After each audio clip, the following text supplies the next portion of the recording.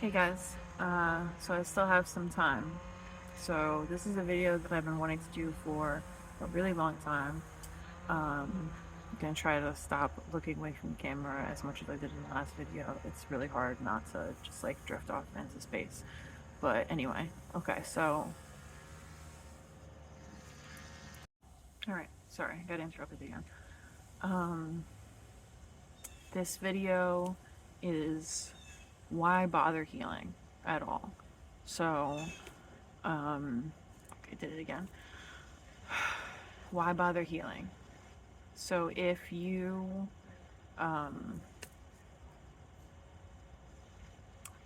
have a lot of trauma and you feel kind of like hopeless, or you are in a constant state of depression and anxiety, like I talked about in my last video, um, you may think that there's no point because a lot of um, like trauma help in the mental health community will have you feeling like you really just are supposed to band-aid up your feelings, with medication, or something's wrong with you for feeling that way.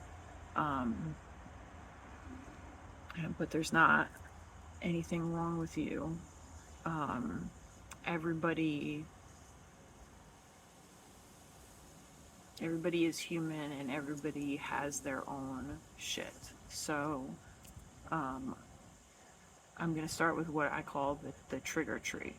So that's like if you have a lot of your own personal issues, um, those are like the roots and the trunk of a tree. So that's how your personality, or like let's say like your shadow personality or your trauma personality, was formed through all these events, or just through your childhood, or I don't know, whatever reasons that built up this trigger tree that has trigger branches and trigger leaves. And anytime anybody says, does anything that kind of like shakes your tree and knocks a couple leaves off, you're triggered. You're not in control of yourself. This is also like if you have CPTSD, there's an actual thing that happens to your nervous system that throws you into a state that you can no longer control. And that's what happens when you get triggered if you have actual trauma, or just childhood trauma, or like whatever. There's literally so many reasons for our nervous systems to get a little wonky when we get triggered. So if everybody has their own trigger tree with their own little leaves that shake off, and um, everybody's walking on eggshells, kind of trying not to shake everybody's trigger trees, um, it's just it's just not a fun time.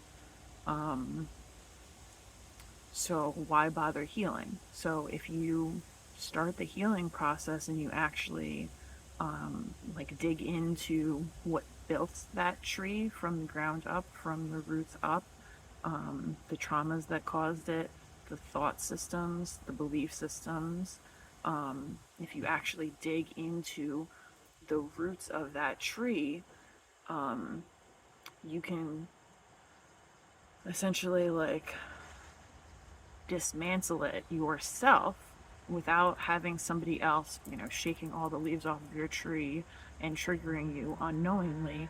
You are going to consciously dismantle your own trigger tree. You're going to shake those leaves off yourself. You're going to cry if you have to. You're going to do whatever the fuck you need to dismantle that trigger tree.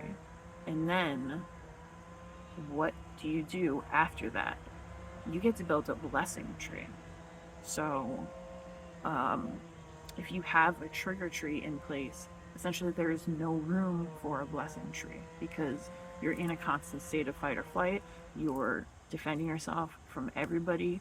Um, you fear taking leaps of faith into things that would bring you blessings. You don't trust yourself. You don't have, self-esteem, self-confidence, whatever it is. it's blocking your blessing tree. So once you do the self-healing that it takes to dismantle that trigger tree, so that number one, people don't have to walk on eggshells around you, but also you don't have to walk around eggshells on yourself. Like, nobody really talks about that. Like, if you're in the blame game or the victim game or whatever, and you're pointing fingers at other people that are making you upset, like, it all starts with us. We are inflicting the most damage on ourselves, and everybody else is just kind of like swirling around in it. You know, like, everybody's in their own little personal hell if they're not self-healing these things that like keep us in like in our own personal hells. That's why both hell and heaven are on earth. It's a mindset. So that's literally, the trigger tree is hell and the blessing tree is heaven, and they can both be planted and built and grown on the same planet in the same lifetime. It just takes consciousness to you know, to shake those leaves off yourself without fear, because you know that the faster you do it, the better you do it, the more you make it so that you are impenetrable from those triggers. They no longer are triggers. Like, it won't throw your nervous system into a state of, you know, disarray every time somebody says something or you see something on TV that triggers you, or whatever. Like, you're impenetrable, and then you actually have the strength and the faith and the confidence in yourself to plant that blessing tree and watch it grow and have faith in it, and give it the time and the space that it needs to flourish.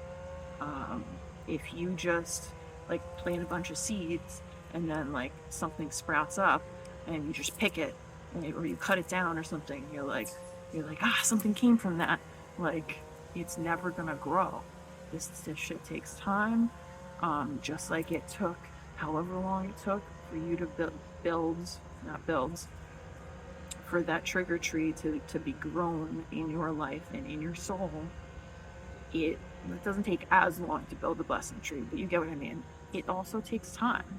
Like, it takes infinitely less time, I think, personally, than it took to actually build the trigger tree, because that was like an ongoing throughout your life process, and throughout your ancestors' process, and throughout the process of the whole of humanity. Like, that was a big, long thing. But once you work on that tree and you get it down and nothing can trigger you anymore, then you actually are able to get the blessing tree, and that shit's awesome. So, like, there is a reason for healing. Why bother healing? So you can turn your trigger tree into a blessing tree. Hell and heaven are both on earth. Ooh, heaven is a place on earth. Yeah, it is. So is hell. So which one are you living in? And which one do you want to live in? All right? Love you.